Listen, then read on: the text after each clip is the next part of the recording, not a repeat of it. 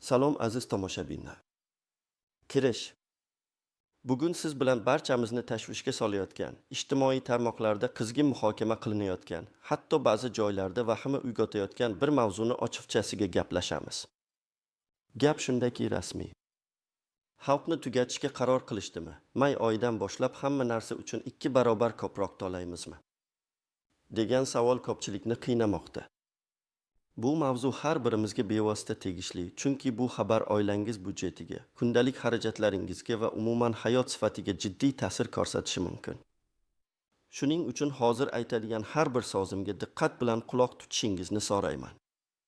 Bu ma'lumotlar juda muhim va butunlay siz uchun. Videoni oxirigacha ko'ring, barcha savollaringizga javob topasiz. Va albatta kanalga obuna bo'lishni, videoga like bosishni unutmang. Bu bizga bunday muhim ma'lumotlarni ko'proq odamlarga yetkazishga yordam beradi. Muammoning mohiyati. Xo'sh, bu mishmishlar qayerdan paydo bo'ldi va vaziyat aslida qanday? Oldin qanday edi va hozir nima o'zgardi? Oddiy qilib tushuntiraman. Gap shundaki, yaqin vaqtgacha biz, ya'ni oddiy iste'molchilar, elektr energiyasi, tabiiy gaz va suv uchun nisbatan arzon narxlarda to'lovlarni amalga oshirib kelardik. Bu tariflar uzoq vaqt davomida deyarli o'zgarmay qoldi. Lekin ayni paytda resurslarni ishlab chiqarish va yetkazib berish xarajatlari sezilarli darajada oshdi. Energiya tizimining modernizatsiyasiga, quvurlarni yangilashga, elektr uzatish tarmoqlarini ta'mirlashga katta sarmoyalar talab etilardi. Natijada davlat ushbu yo'nalishlarni subsidiyalashga majbur bo'ldi. Ya'ni bu xizmatlarning haqiqiy narxi ancha yuqori edi, lekin aholi uchun narxlar sun'iy ravishda past ushlab turildi. Bu tizim uzoq muddatda barqaror emas edi. Endilikda hukumat energetika sohasidagi islohotlarni chuqurlashtirishga qaror qildi. Bu islohotlarning asosiy maqsadi sohaga bozor mexanizmlarini joriy etish, energiya iste'molini tejashga undash va davlat budjetiga tushadigan yukni kamaytirish. Aynan shu sababli 2024 yil 16 apreldagi hukumat qarori bilan may oyidan boshlab energiya resurslari uchun yangi, tabaqalashtirilgan tariflar joriy etilishi rasman e'lon qilindi. Bu shuni anglatadiki, iste'mol qilingan elektr energiyasi va tabiiy gaz miqdoriga qarab to'lovlar har xil bo'ladi. Ya'ni avvalgidek bitta narx hamma uchun emas, balki ko'p ishlatsangiz, ko'proq to'laysiz degan tamoyil amal qiladi. Hamma narsa uchun 2 barobar ko'proq degan iddao esa bu xabarning noto'g'ri talqin qilinishi yoki haddan tashqari oshirilishi natijasidir. Aslida vaziyat biroz murakkabroq, lekin shu bilan birga tushunarliroq. Keling, har bir jihatni batafsil ko'rib chiqamiz. Birinchi asosiy qism batafsil tahlil. Xo'sh, aynan qanday o'zgarishlar kutilmoqda? Kimlar xavotirga tushishi kerak va kimlar uchun deyarli hech narsa o'zgarmaydi? Bu masalani aniq raqamlar va real hayotiy misollar bilan tushuntiraman. Birinchidan, elektr energiyasi tariflari. 2024 yil 1 maydan boshlab aholi uchun elektr energiyasi tariflari quyidagicha o'zgaradi. Avval elektr energiyasining 1 kilovatt-soati, kut-soat uchun belgilangan standart narx 295 so'm edi. Bu barcha iste'molchilar uchun bir xil edi, iste'mol miqdoridan qat'i nazar. Endi esa yangi, tabaqalashtirilgan tizim joriy etilmoqda. Unda sizning oylik iste'molingiz ma'lum chegaralarga bo'linadi va har bir chegara uchun alohida tarif qo'llaniladi. Misol uchun, 1. Bir oyda 240 soatgacha bo'lgan iste'mol uchun tarif 325 so'm soat qilib belgilandi. Bu 295 so'mdan 60 so'mga yoki qariyb 10 ga oshgan degani. 201 soatdan 1000 soatgacha bo'lgan iste'mol uchun tarif 650 so'm soat bo'ladi. 3. 1001 soatdan 5000 soatgacha bo'lgan iste'mol uchun tarif 845 so'm soat bo'ladi. 4. 5001 soatdan 10000 soatgacha bo'lgan iste'mol uchun tarif 975 so'm soat bo'ladi. 5. 10000 soatdan yuqori iste'mol uchun esa tarif 1000 so'm soat qilib belgilandi. Keling, konkret misollar bilan ko'rib chiqaylik. Misol 1. Oddiy oila. Tasavvur qiling, sizning oilangizda o'rtacha oyga 150 soat elektr energiyasi sarflanadi. Bu deyarli barcha oilalarning asosiy qismini tashkil qiladi. Eski tarif bo'yicha 150 40 soat 295 so'm 40 tort 250 so'm. Yangi tarif bo'yicha 150 40 soat 325 so'm 48 750 so'm. Farq tort 500 so'm. Ko'rib turganingizdek, bunday oila uchun to'lov atigi 4500 so'mga oshadi. Bu 2 barobar degani emas. Bu atigi 10 ga osish. Misol 2, o'rtacha iste'molchi. Endi tasavvur qiling, sizning uyingizda nisbatan ko'proq, masalan, oyiga 440 soat elektr energiyasi ishlatasiz. Bu holat, masalan, konditsionerlar yoki boshqa quvvatli jihozlardan muntazam foydalanadigan xonadonlar uchun xos. Eski tarif bo'yicha 440 soat 295 so'm 118 so'm. Yangi tarif bo'yicha hisob-kitob murakkablashadi. Dastlabki 240 soat uchun 240 soat 325 so'm 65 so'm. Qolgan 240 soat 400, 200, 200, 201, 1040 soat oraligiga tushadi. 240 soat 650 so'm 130 so'm. Jami 65 so'm 130 so'm 195 so'm.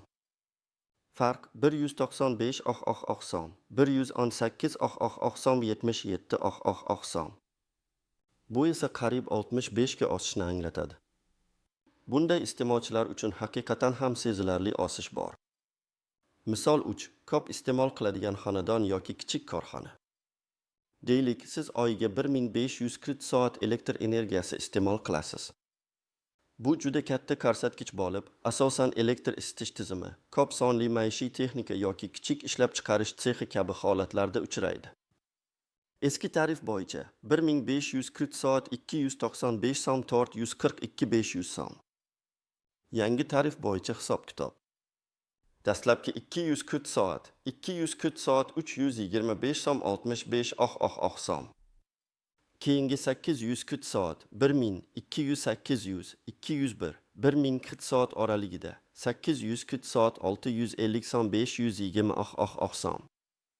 Qolgan 540 soat 1500, 1500, 1001, 5040 soat oraligiga tushadi. 540 soat 845 so'm 422 500 so'm.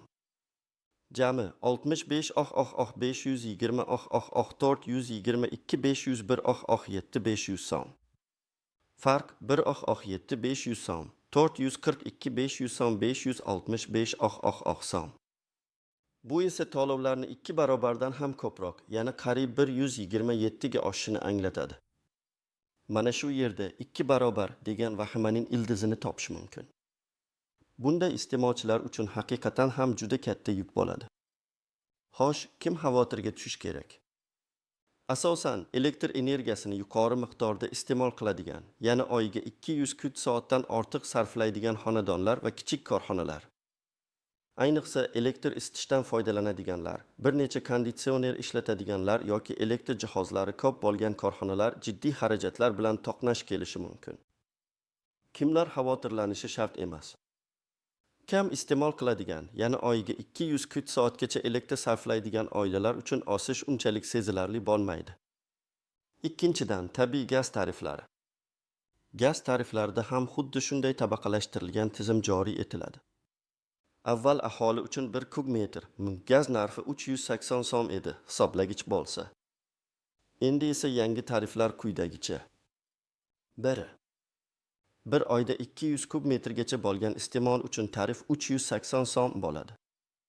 Ya'ni bu chegarada narx o'zgarmaydi. Bu juda muhim. 2. 201 kub metrdan 1000 kub metrgacha bo'lgan iste'mol uchun tarif 650 so'm bo'ladi. 3. 1001 kub metrdan 2500 kub metrgacha bo'lgan iste'mol uchun tarif 700 so'm bo'ladi. 4. 2501 kub metrdan 5000 kub metrgacha bo'lgan iste'mol uchun tarif 800 so'm bo'ladi. 5. 5001 kub metrdan 10000 kub metrgacha bo'lgan iste'mol uchun tarif 900 so'm bo'ladi. 6. 10000 kub metrdan ortiq iste'mol uchun esa tarif 1000 so'm qilib belgilandi. Misol 1. Oddiy oila asosan pishirish va ozgina isitish uchun gaz ishlatadigan. Tasavvur qilaylik, sizning oilangiz oyiga 150 kub metr gaz iste'mol qiladi. Eski tarif bo'yicha 150 ning 380 som 57 som. Yangi tarif bo'yicha 150 ning 380 som 57 som. Ko'rib turganingizdek, bu oila uchun gaz narxi umuman o'zgarmaydi. Bu juda ko'p xonadonlarga tegishli bo'ladi. Misol 2. Qish oylarida gaz bilan isitadigan xonadon. Tasavvur qiling, siz qishda oyiga 500 kub metr gaz sarflaysiz. Eski tarif bo'yicha 500 ning 380 som 190 som. Yangi tarif bo'yicha hisob-kitob. Dastlabki 200 uchun 200 ning 380 som 76 som. Qolgan 300 500, 200 300, 201, 1000 oraliga tushadi. 300 650 som 195 som. Jami 76 som 195 som 271 som. Farq 271 som, 190 som 81 som. Bu esa qariyb 42 ga oshishni anglatadi. Gaz bilan isitiladigan uylar uchun bu sezilarli farq bo'ladi. Misol 3. Katta xonadon yoki issiqxona xo'jaligi. Deylik, siz oyiga 2000 kub metr gaz iste'mol qilasiz. Bu juda katta ko'rsatkich bo'lib, asosan issiqxona xo'jaliklari, katta qishloq uylari yoki kichik ishlab chiqarish sexlari uchun xos. Eski tarif bo'yicha 2380 som 760 som. Yangi tarif bo'yicha hisob-kitob. Dastlabki 200 380 som 76 som. Keyingi 800 1000, 200 201, 1000 oraligida 800 650 som 520 som. Qolgan 1000, 2000, 1000, 1001, 2500 oraliga tushadi. 1700 som 700 som. Jami 76 520 700 296 som. Farq 1296 som, 760 som 536 som. Bu esa qariyb 70 ga oshishni anglatadi. Kim xavotirga tushish kerak? Asosan, qish oylarida gazdan isitish maqsadida ko'p foydalanadigan xonadonlar va gaz bilan ishlaydigan kichik biznes vakillari. Kam iste'mol qiladigan oilalar uchun gaz narxi o'zgarmaydi. 3-dan, markazlashgan issiq suv va isitish tariflari. Bu yerda ham o'zgarishlar bor. Hukumat qaroriga ko'ra, issiq suv va isitish narxlari ham mahalliy sharoit va yetkazib beruvchining xarajatlariga qarab oshirilishi belgilangan. Misol, Toshkent shahri uchun issiq suv markazlashgan narxi 1 kub metr uchun 500 somdan 10 somgacha oshirilishi kutilmoqda. Bu deyarli 2 barobar o'sish. Isitish narxi markazlashgan 1 kvadrat metr uchun 1400 somdan 2 somgacha oshirilishi kutilmoqda. Bu o'zgarishlar asosan markazlashgan issiq suv va isitish tizimiga ulangan ko'p qavatli uylarda yashovchi aholiga ta'sir qiladi. 4-dan, ichimlik suvi va oqova suv tariflari. Ichimlik suvi narxi 1 kub metr uchun 310 somdan 900 somgacha, oqova suv narxi esa 200 somdan 750 somgacha oshirilishi kutilmoqda. Bu ham sezilarli o'sish. Misol uchun, oyiga 10 kub metr suv ishlatadigan oila. Eski tarif suv oqova 10 300 10 200 5100 som. Yangi tarif 10 900 750 16 500 som. Bu deyarli 3 barobar o'sish. Bu deyarli hamma oilalarga ta'sir qiladi. Xulosa qilib aytganda, 2 barobar degan gap barcha xizmatlar uchun to'g'ri emas, ammo ayrim xizmat turlari va yuqori iste'molchilar uchun bu ko'rsatkich hatto undan ham yuqori bo'lishi mumkin. Kichik iste'molchilar uchun esa o'zgarishlar unchalik sezilmasligi, hatto gaz uchun umuman bo'lmasligi ham mumkin. Bu tizimning asosiy maqsadi tejashga undash va resurslardan oqilona foydalanishni rag'batlantirishdir. Ikkinchi asosiy qism istisnolar, tuzoqlar va noan'anaviy nuanslar. Yuqorida aytilganlardan tashqari, ushbu tarif o'zgarishlari bilan bog'liq bir qancha istisnolar, e'tibor berish lozim bo'lgan tuzoqlar va kamdan-kam aytiladigan noan'anaviy nuanslar mavjud. Istisnolar. 1. Ijtimoiy himoya. Hukumat aholining ijtimoiy zaif qatlamlarini himoyasiz qoldirmaslikka va'da bermoqda. Pensiyerlar, nogironligi bor shaxslar, boquvchisini yo'qotgan oilalar, bolalikdan nogironligi bo'lgan bolasi bor oilalar va boshqa ijtimoiy himoyaga muhtoj qatlamlarga subsidiya yoki kompensatsiyalar berilishi ko'zda tutilgan. Bu degani ular uchun ma'lum miqdordagi iste'molga nisbatan eski tariflar saqlanib qolishi yoki to'lovlarning bir qismi davlat tomonidan qoplab berilishi mumkin. Ammo bu kompensatsiyalarni olish uchun ma'lum tartib-qoidalarga rioya qilish va tegishli hujjatlarni taqdim etish talab qilinadi. Afsuski, ko'pchilik bu imkoniyatlardan bexabar bo'lishi mumkin. Qishloq aholisi uchun gaz tariflari. Agar xonadon isitish uchun gazdan foydalansa va markazlashgan issiqlik ta'minoti mavjud bo'lmasa, bu holatda mavsumiy koeffitsiyentlar qo'llanilishi mumkin. Bu qish oylarida iste'mol oshganda to'lov yukini biroz yumshatishga yordam beradi. Ammo bu hali to'liq tasdiqlangan va keng yoritilgan mexanizm emas. Mahalliy gaz ta'minoti idoralari bilan aniqlashtirish lozim. 3. Yuqori quvvatli elektr isitish tizimiga ega xonadonlar. Bunday xonadonlar uchun alohida holatlar ko'rib chiqilishi mumkin. Masalan, agar sizning uyingizda elektr isitish tizimi o'rnatilgan bo'lsa va bu tizim avvalgi tariflar asosida loyihalashtirilgan bo'lsa, siz uchun maxsus imtiyozlar yoki otish davri nazarda tutilishi mumkin. Lekin bu holat juda individual bo'lib, rasmiy organlarga murojaat qilishni talab etadi. Tuzoqlar va noan'anaviy nuanslar. 1. Hisoblagichlar bilan bog'liq muammolar. Ko'pgina xonadonlarda eski turdagi hisoblagichlar o'rnatilgan bo'lishi mumkin. Ular yangi tabaqalashtirilgan tizimni avtomatik ravishda hisoblay olmaydi. Bu hisoblashda chalkashliklarga, noto'g'ri hisob-kitoblarga va hatto iste'molchilarning ortiqcha to'lovlariga olib kelishi mumkin.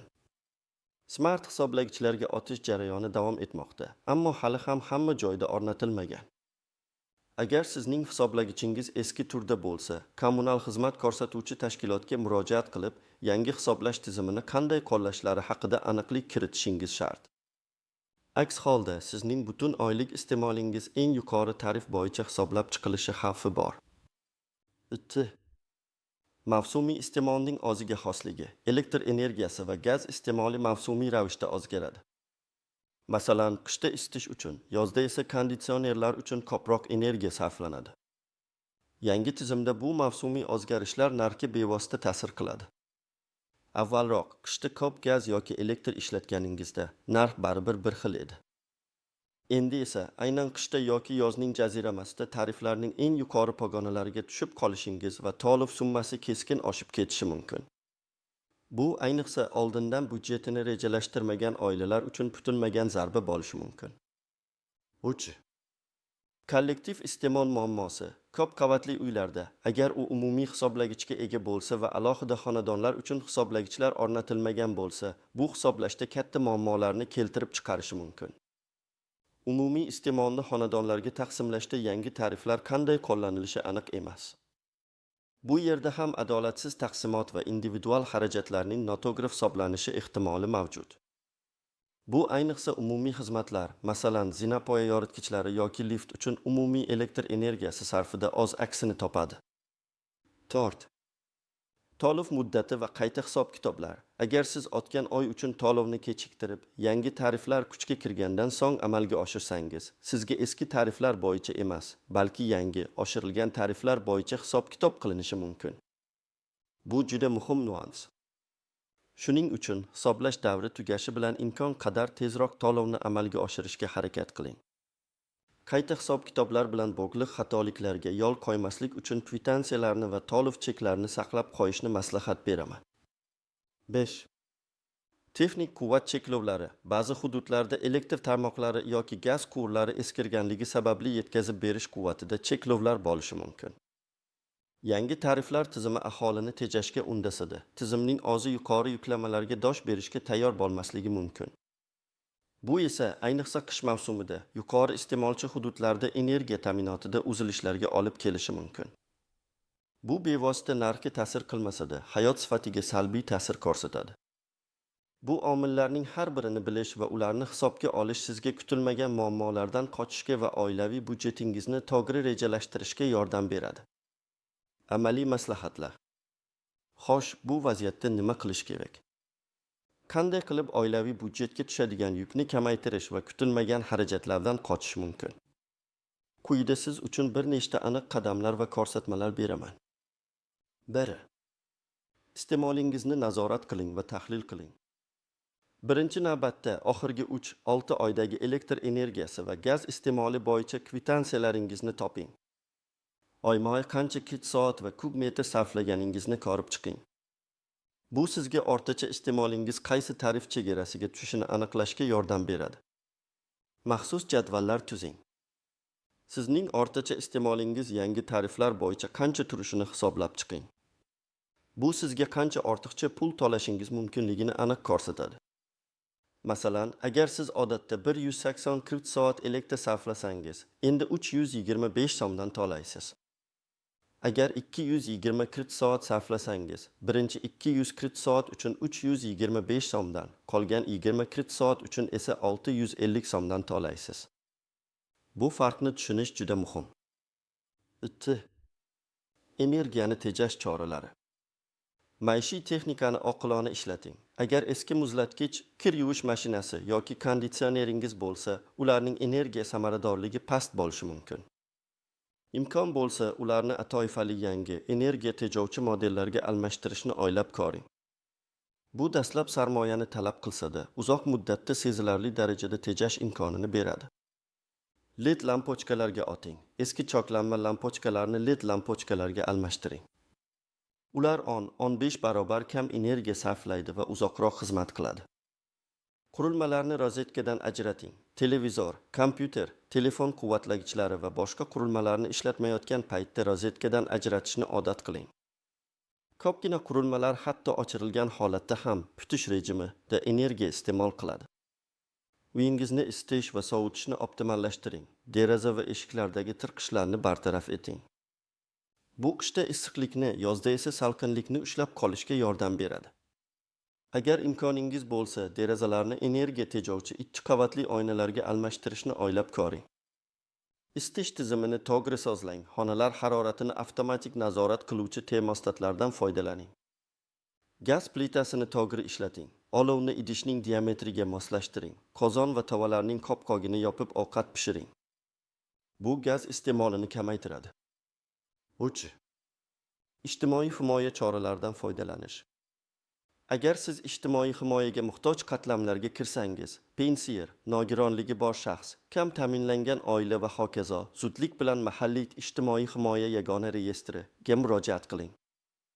Kompensatsiya yoki imtiyozlar olish tartibini aniqlang. Qayerga borish kerak? Mahalliy mahalla va oilani qo'llab-quvvatlash bo'limlariga yoki davlat xizmatlari markazlariga murojaat qilishingiz mumkin. Qanday hujjatlar kerak? Odatda pasport, pensiya guvohnomasi, agar bo'lsa, nogironlik to'g'risidagi ma'lumotnoma, oilaning daromadlari to'g'risidagi ma'lumotnoma va boshqa hujjatlar talab qilinishi mumkin. Barcha zarur hujjatlar ro'yxatini oldindan aniqlashtirib oling.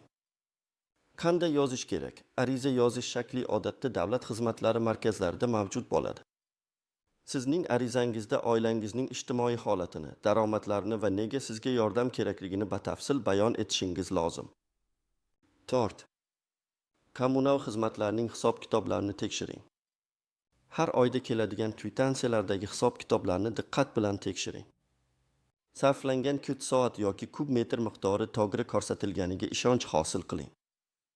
Agar shubhalar paydo bo'lsa, zudlik bilan elektr ta'minoti, hududiy elektr tarmoqlari korxonasi yoki gaz ta'minoti, hududgaz korxonalariga murojaat qiling. Ularning ishonch telefonlari yoki qabulxonasiga borib, holatni aniqlashtiring. Har doim to'lovlar haqidagi savollarga javob olish huquqiga egasiz. Hisoblagichlaringizning holatini tekshirib turing. Agar eskirgan yoki noto'g'ri ishlayotgan bo'lsa, ularni almashtirish bo'yicha murojaat qiling. Yangi aqlli hisoblagichlar o'rnatilishi bo'yicha ma'lumotlarni ham bilib oling.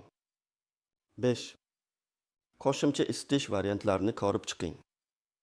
Agar siz gaz yoki elektr energiyasi bilan isitadigan bo'lsangiz va sarf xarajatlaringiz keskin oshishi kutilsa, muqobil isitish variantlarini o'rganing. Masalan, qattiq yoqilgida ishlaydigan pechlar, quyosh energiyasi tizimlari yoki zamonaviy, energiya samaradorligi yuqori bo'lgan isitish usullari. Bu katta sarmoyani talab qilsa-da, uzoq muddatda og'zini oqlashi mumkin. Bu tavsiyalar sizga yangi tariflar sharoitida oz oilaviy budjetingizni himoya qilishga va resurslardan yanada oqilona foydalanishga yordam beradi degan umiddaman. Xulosa va yakuniy chaqiriq. Shunday qilib, aziz do'stlar, may oyidan boshlab hamma narsa uchun 2 barobar ko'proq to'laymiz degan iddao ba'zi holatlarda haqiqatga yaqin bo'lsa-da, butunlay to'g'ri emas. Yangi tarif tizimi murakkabroq va tabaqalashtirilgan bo'lib, asosan yuqori iste'molchilarga ko'proq ta'sir qiladi. Kichik iste'molchilar uchun o'zgarishlar unchalik sezilarli bo'lmasligi, hatto gaz uchun narx umuman o'zgarmasligi ham mumkin. Bu islohotlarning asosiy maqsadi energiya samaradorligini oshirish, resurslarni tejashga undash va energetika tizimini modernizatsiya qilish. Vahimaga tushmang, aksincha vaziyatni to'g'ri tahlil qiling va yuqorida keltirilgan amaliy maslahatlarga amal qiling. Oz iste'molingizni nazorat qiling, energiyani tejang, imtiyoz va kompensatsiyalardan xabardor bo'ling. Bu sizga oilaviy budjetingizni himoya qilishga yordam beradi. Umid qilamanki, ushbu video sizning barcha savollaringizga javob berdi va vaziyatga oydinlik kiritdi. Fikrlaringizni va ushbu masalaga oid savollaringizni izohlarda yozib qoldiring. Bu boshqa tomoshabinlar uchun ham foydali bo'ladi. Videoni yoqtirgan bo'lsangiz, like bosishni unutmang va albatta kanalga obuna bo'ling. Biz hali ko'p muhim mavzularni muhokama qilamiz. Keyingi videolarda ko'rishguncha o'zingizni va oilangizni asrang.